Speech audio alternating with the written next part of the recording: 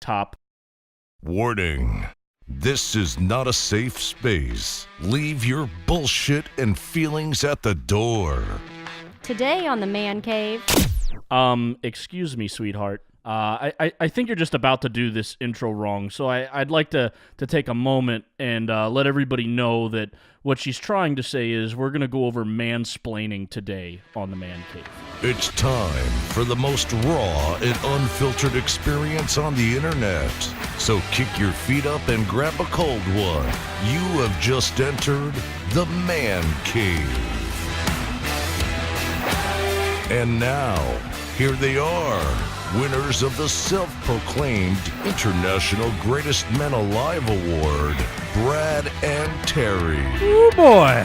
Thanks for joining us here in the Man Cave. I am Brad. And I am Terry. Make sure to check us out online over on Facebook, Instagram, and on Twitter, and listen to us on iTunes, Google Play, SoundCloud, Stitcher, Spotify, and YouTube. But if you want that full no bullshit experience and the ability to win prizes, you're going to have to subscribe to us over on Patreon. We'll talk about that here in a minute. Do I need to explain that for everyone? No, I'm a man. You can't mansplain to another man. Is that how it works? I'm pretty sure. You can only mansplain to a woman. But for all of you non-married men out there, trust me, you'll get womansplained in your life. That doesn't exist. No. But what does exist is this beer. What beer are we drinking today, man? We're drinking the Breakfast Stout brewed by Founders Brewing Company in Grand Rapids, Michigan. Tastes like bacon and eggs. Not quite, but okay. I think that'd be kind of gross. Yeah, in a beer. Well, I don't know, a bacon beer? Nice Maybe. Ooh, yeah. I got a guy that makes beer. We'll have to see how we can make that. Yeah, I'd like to try that. Yeah, but let's mansplain this mansplaining. Let's get right into it. Let's get right in. First, I'd like to give a nice shout out to my wife for helping us out with the intro today. Thank you, honey. Yeah, she really didn't know what she was doing until Not at after all. she already. She still doesn't know what happened. Man, that was some toxic shit we just did. Oh yeah. Like, if there's ever been an example of toxic masculinity, it's what we just did. We just took advantage of her. And before we even started recording, we listened to that multiple times and laughed every single time. Yes. So for anyone that gets triggered over what's already been said in this episode and what will be said, just know that we think it's absolutely fucking hilarious. If you're triggered by what we say in this episode, I would just like to let you know that neither Terry nor I care if you're triggered. Yeah, that's the best way to put it. Don't care. But let's start. Obviously, the topic is mansplaining. And the first thing I'm going to mansplain to you is the Webster Dictionary's definition of mansplaining, because it's in there. I thought that would be totally an Urban Dictionary. It is in the Merriam-Webster Dictionary. How pathetic of a society have we become that we allow something as stupid as mansplaining to end up in the dictionary? Well, I correct me if I'm wrong, if you know, but I swear I've heard somewhere before that the Webster's Dictionary is not like a official, legitimate source of words. But we're already off topic. I don't mean to mansplain to you what the dictionary is. No, you can't mansplain another man. This is going to be fun. Okay. So the Webster Dictionary definition of mansplaining is, this is word for word, a man talking condescendingly to someone, especially a woman, about something he has incomplete knowledge of, with the mistaken assumption that he knows more about it than the person he's talking to does. How do you know if you know more or less unless you talk to the person and find out how much they know about the subject? Right. And another point is incomplete knowledge of. There are some extremely brilliant people that exist in this world and have existed, and I can't think of any topic that someone has the complete knowledge of. Exactly. It doesn't matter how much college you have. You know, there's just so much knowledge to be out there that, like you said, you can have the highest degree in something. You don't know every piece of knowledge. The smart person or person that claims to be smart that I'm skeptical of is the person that claims they know everything about a subject. That's the dangerous person. The person who cannot recognize the fact that they might have a little bit of ignorance about something. Right.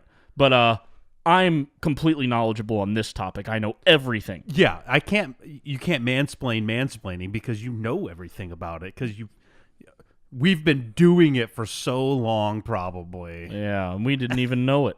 Or maybe we did and we're just dicks. Yeah, because we're toxic. Yeah. But anyway, the reason we picked this topic is because I don't remember why I Google searched mansplaining, but I did one day. And an article came up and it was so surprising that this was from this publisher, and that's Men's Health. Men's Health published this article. It's an older article. It's a couple of years old, but it was still published by Men's Health. Which, if you didn't know Men's Health published this, because when I sent it to you, I asked you to guess who published it. And I had no clue. Yeah, but basically, it's the man's guide to mansplaining, and the little subtitle is "What the heck is it? And are you doing it right now?" A flowchart. Now, the flowchart's the best part of this article. Yeah. But I want to, before we even get into that, because it's a very short article followed by the flowchart, I would think that someone talking about mansplaining coming from a source such as Men's Health is like, we talk about mansplaining and we're about to say this doesn't fucking exist, is stupid, right? But Men's Health takes this approach of, yeah, it's there, are you doing it kind of thing? And man, for you to be preaching that you want men to be healthy, let's not psychologically attack them. Yeah. Or let's not call your magazine Men's Health, because you're not really being a man and being masculine if you're going to sit here and try to lecture us on what we're doing wrong all the time. Right. So I say we just jump into this flowchart because there's a lot here and a lot to talk about. When you send it to me, the flowchart is massive, obnoxiously long. Yeah. But there's a few like, oh man, like first step, if you answer no, just to let you know, yep, already mansplaining. Now, this is going to be kind of hard to paint the picture of just through audio. So it's going to be something that we'll post the flowchart.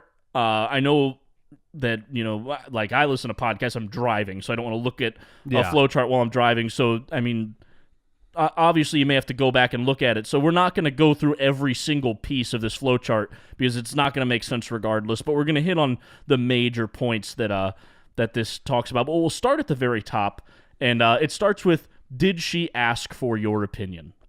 And, man, if I want to talk, I don't care if someone doesn't want me to talk. Wants to hear it or not. It's called freedom of speech. I'm allowed to talk about what I want to talk about, whether you ask me about it or not. Yeah, and I think that we're going to bring up this exact point that I'm about to make several times, and that is, you can just walk away from something if you don't like what's being said. Or how many times has a woman interjected into a conversation that she was not invited to? Yeah. Come on. That's not woman-splaining, though. No, that's just women being a pain in the ass. She's been oppressed because she's been left out of the conversation. So she has to butt her way back in. But I mean, if the conversation leads to like how much we like beer and she doesn't like beer, then please don't interject into my damn conversation. Right. About how you tried a sour this one time and it wasn't any good. Okay, don't care. Thanks for talking. Back to the regular program. So I say we go through this as if this was a real life scenario, and we'll pick the most likely option. So the most likely option would be no, because the women you're thinking of when it comes to this would never ask for a man's opinion. So when you say no, it says, well, no, not in so many words. And then it goes to, are you an expert on this topic? Yeah, regardless if you answer yes or no, it leads you right to, she asked you for your opinion? Yeah. Or no. Yeah, yeah, she asked. Well, are you an expert on this topic? Now, this next part is where I had to stop and laugh out loud.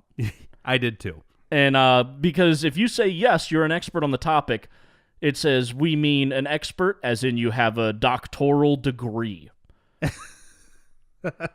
That is the only way to be an expert on anything. So as a man, if you want to say something and not be mansplaining, you have to have a doctoral degree in the subject. Yes, because to make it very clear, this flowchart, unless you say yes to having a doctoral degree, all other directions point to the bottom of the flowchart, which tell you you're mansplaining. Right.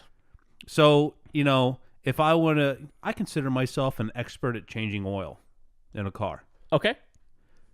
I don't know where I would go to college and get a doctoral degree to be an expert. I don't think you can get a doctoral degree in anything like that. They definitely have schools for that kind of stuff. Exactly. Colleges. That's the thing. So nobody can be an expert. If I want to explain because I'm telling you right now, if you looked at the difference between men and women statistically on how many men can change the oil in their car versus how many women can change the oil in their car, men will far surpass. So if I wanted to explain it, I couldn't. Right. And I'm happy you brought this up because it reminds me of a conversation that I actually had a couple days ago, and that was with a coworker who we were just talking during work, and we realized we both drive the same kind of car. Mm-hmm. And I'm a man, she is a woman, and we drive the same car. And she gets into talking about how she modified her car, built a whole bunch of parts for it, rebuilt this and that, and I quickly realized that she knows a hell of a lot more about cars than I do. And I did not sit there and think, oh, she's womansplaining to me about cars right now. Yeah. I was I was able to recognize, okay, this person knows more about cars than I do. That's cool. And we drive the same kind of car. Let me hear what she has to say. You didn't ask for her. Did you ask for her opinion? Not at all. But I listened to every word of it. I held a conversation. And I bet she thinks she's an expert on the topic. But she doesn't have the doctoral degree. No. But let's say you did. Okay? Yeah. Let's just keep going and pretend.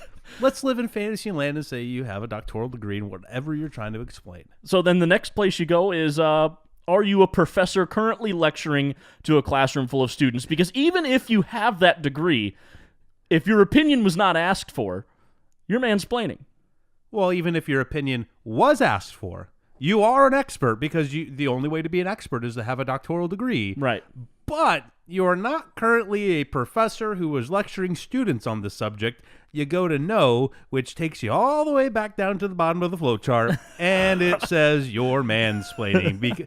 So the only way to talk to a woman now is to make sure, well, I guess it doesn't even matter if she asks for your opinion because that road leads to the same point. Right. Only way you can explain something to a woman is if you have a doctoral degree and you teach at a college on that subject. Right.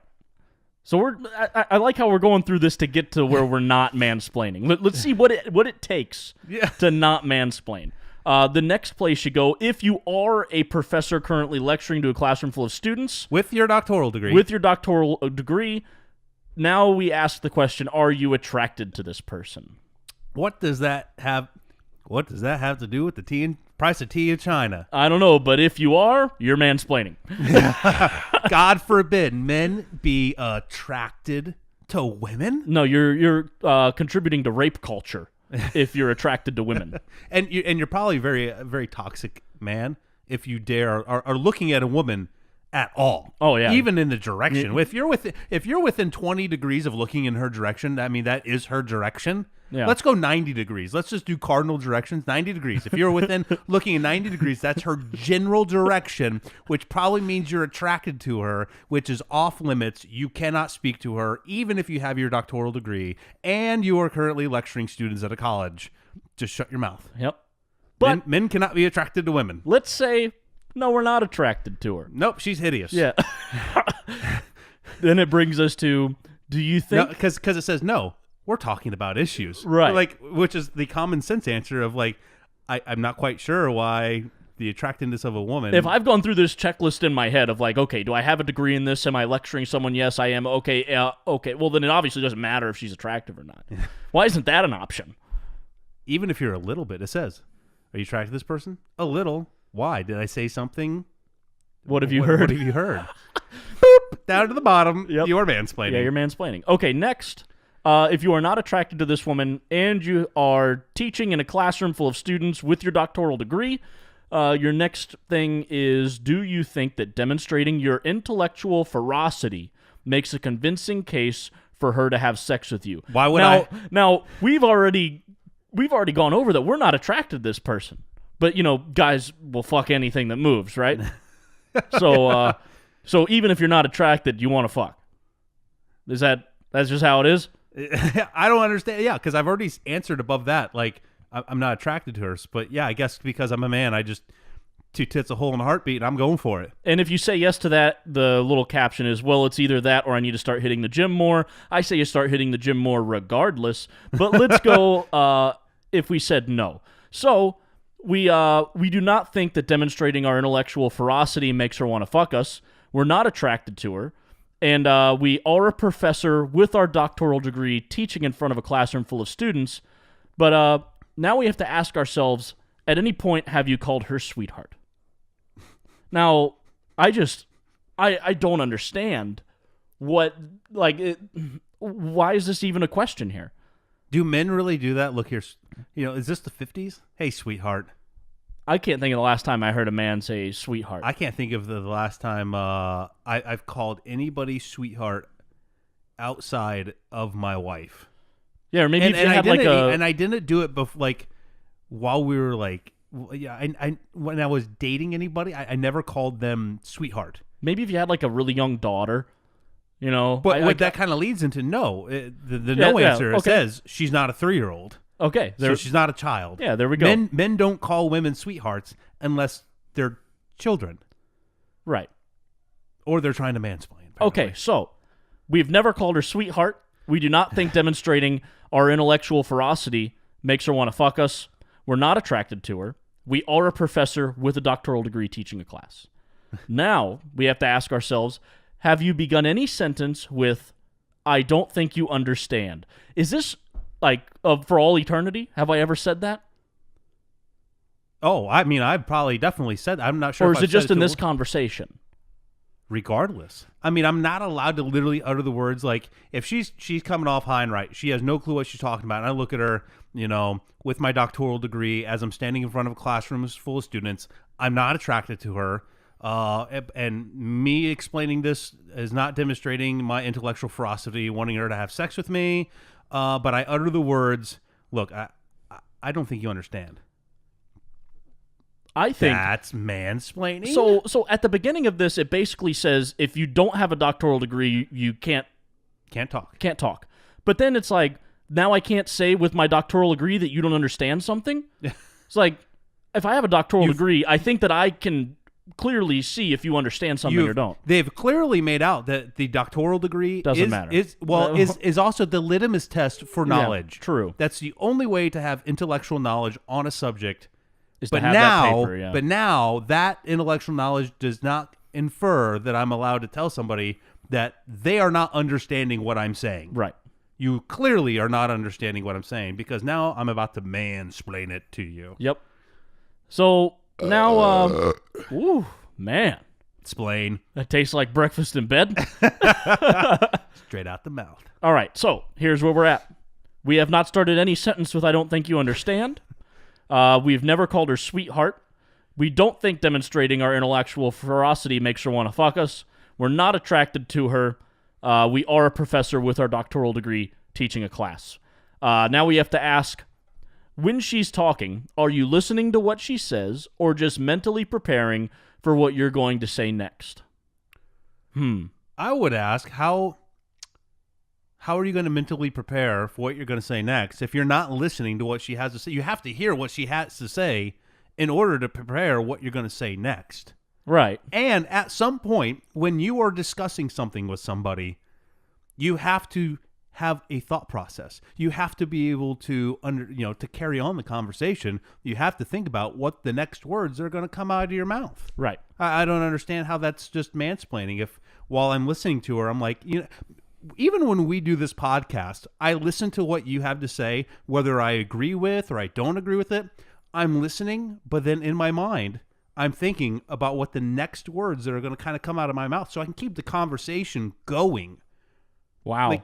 So that's deep, I know. So 25 episodes now, and you've been mansplaining to me the whole The time. whole time. Yeah, I I'm mean, hurt. I like when you said that, I knew you were going to say the whole time, and I already knew that's what I was going to say next. Wow, that is mansplaining to a T. Mansplain 101. Yep. But let's say no, we're hanging on every word. So because we're very attentive listeners. We're hanging on every word, but we're not attracted to her. Right. So we are listening to everything that she says. We have not told her that we don't think she understands. We've never called her sweetheart. We don't think demonstrating our intellectual ferocity makes her want to fuck us. We're not attracted to her, and we are a professor in a classroom with our doctoral degree. Oh, lots of checks in the box to get down to here. Now, would you be speaking in that patronizing tone if she didn't have boobs? Who said I was speaking in a patronizing tone? Right. Who says that? Right. Who says I have to be at this point?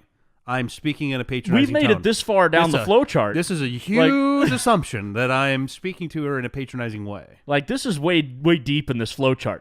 Like, we have gone around many points of, like, how conversations flow in, like, the series of events that we've gone over can never happen, right? Yeah. Like, this is not possible so far.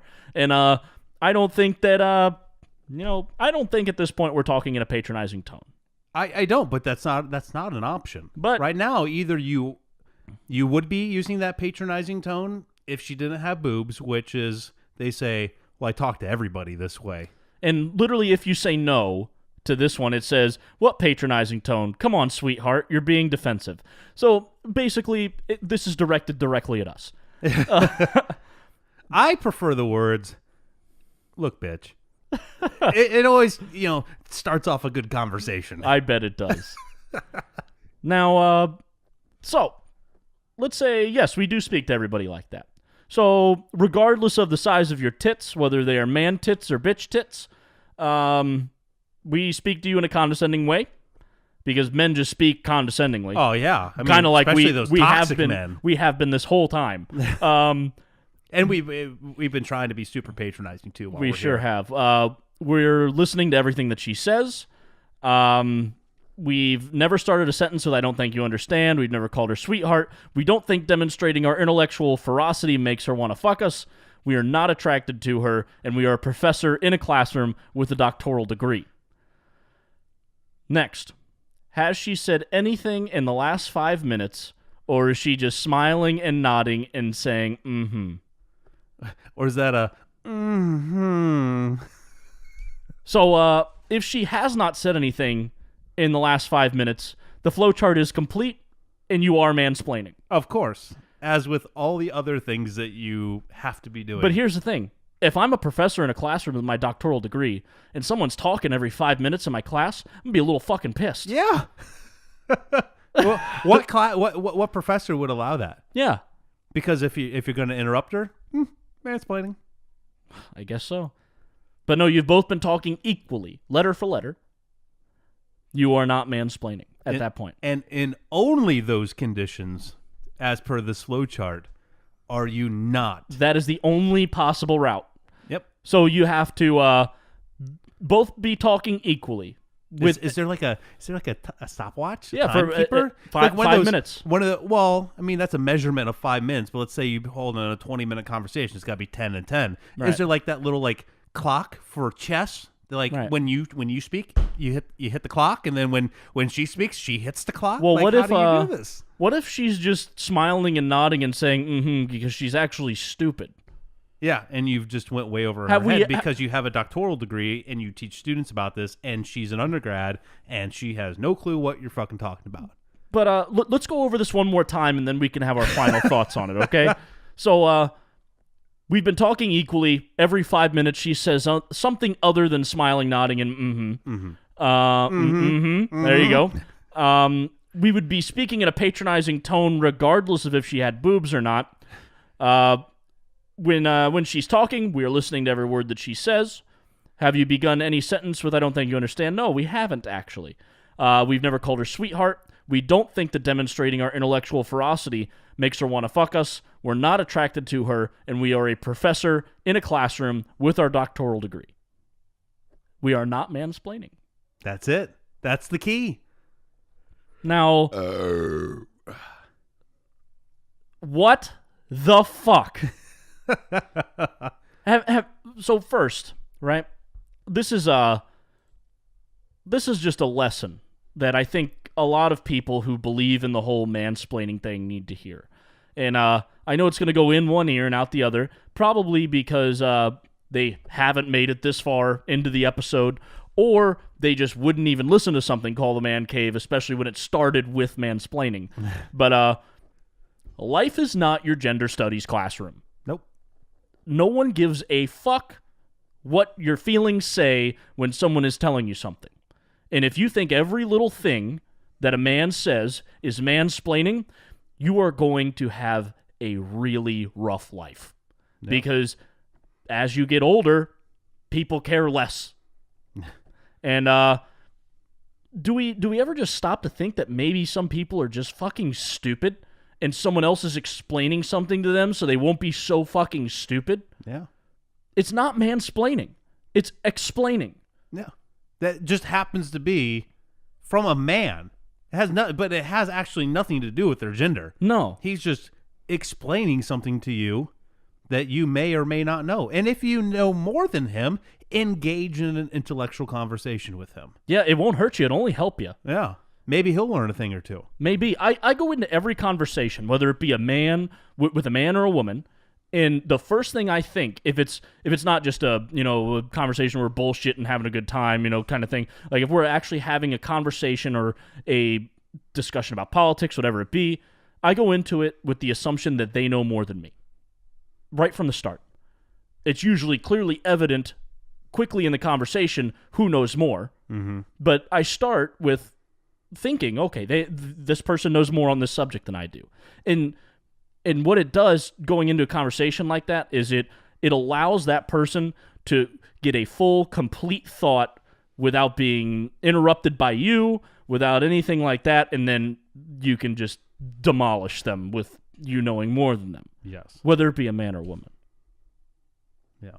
I don't really have anything to close out because to me, this flowchart, it was just off the rocker. It makes zero sense. I've asked it before, like with the Gillette ad last week. Like who approved this? Who was the editor at Men's Health? At Men's Health that said, yeah, let's throw it in there. There must be a bunch of soy boys, freaking latte sipping motherfuckers over at Men's Health to be like, yeah, let's run with that. Or they're out of ideas. Are they really that far out of ideas where they're going to look at a flow chart for mansplaining and be like, yep, let's put that in this episode. Sounds good to me there, Tina. Or what if it could have been another man? Was the article written by a man or a woman? I mean, regardless of what they were born as. I would just for my own personal knowledge, I would rest a little easier if it was from a woman, but I still know that there had to be a man at Men's Health that said that greenlit this article. Are you ready for the name of the person that wrote the article? Oh, God. This was written by Eric Spitznagel. Spitznagel? Yeah, so it was written by a man. Yeah. I feel betrayed. Very, very. And I think that's my issue when it comes to a lot of these topics that we decide to talk about. Because you send me an idea for a topic, and sometimes I just won't even reply. Because I get actually angry, like real life angry. Yeah. And it happens a lot. And as I read through this flowchart for the first time, I laughed. I read through it a second time, and it started to get me angry. Because it's absolutely ridiculous. And as men, we cannot allow ourselves to be victimized by this stuff, because we refuse to play the victim, and that's why you don't hear men standing up to shit like this. They turn the other cheek. But it's time for us to call people out on the bullshit. Like if you're talking with someone and they tell you that you're mansplaining, call them out on their fucking bullshit. Yeah, no, I'm just actually explaining what you don't understand. Yeah, we're having a conversation. If you're too much of a pussy to stand here and have a conversation with another person, then that person doesn't need to be in your life. Like, just kick them out the fucking door. I'm sick of it. People just, the social justice era, it needs to fucking stop. You're not a victim for every little thing that happens to you. And if you're going to play a victim for the rest of your life, I'm telling you right now, you're going to have a long road ahead of you. Yeah. If that's all you're going to do is walk around being a victim the whole time. Crazy. Yeah. All right, well, hey, as we head out here, don't forget to follow us on Facebook, the official Man Cave Podcast, over on Twitter at the Man Cave 14, and on Instagram at the Man Cave Podcast. You can check us out over on YouTube as well. But for that full, no safe space, no bullshit experience, check us out and subscribe to us over on Patreon. For only $1, you're going to get entered in to win the Beer of the Month Club, valued at $120 for only $1. So what I think he's trying to say is if you subscribe to us over on Patreon, you'll get entered in to win that Beer of the Month Club membership. It's 3 months. You'll get 12 beers delivered to you every month for 3 months. It's going to be awesome. I think that's what you were trying to say, right? Yeah, and I think what Terry was trying to say is it's really a hell of a deal for only $1 a month. Really is what Terry was trying to say. Right. But please don't interrupt me while I'm mansplaining. Oh, well, let me tell you how to mansplain better. Okay, I'm going to mansplain how to mansplain better. We're putting ourselves in a mansplain paradox here. It never ends. For only $5 a month, you're going to get entered to win the prizes. Get that man card for all your beer opening needs. Mm-hmm. If you haven't checked it out, we'll post another picture of it on Facebook. It's quite the tool. Fits right in your wallet, and it's metal. It's a good product. It's nothing cheap. It'll last you literally forever. And you'll get exclusive access to special podcasts like Ask that we release on Wednesdays, the After the Show show. So you're going to get 100% more episodes to listen to and exclusive access to tell us what you want us to talk about and give us feedback on topics from every podcast. And hell, like we've said before, we'll even let you come on to the show. But hey, you don't have to go home, but you can't stay with us. We'll see you next time here in the Man Cave. Don't let the door hit you on the way out. Any real man would follow us on Patreon for exclusive content and prizes at patreon.com/The Man Cave Podcast. The Man Cave. No safe spaces, no bullshit.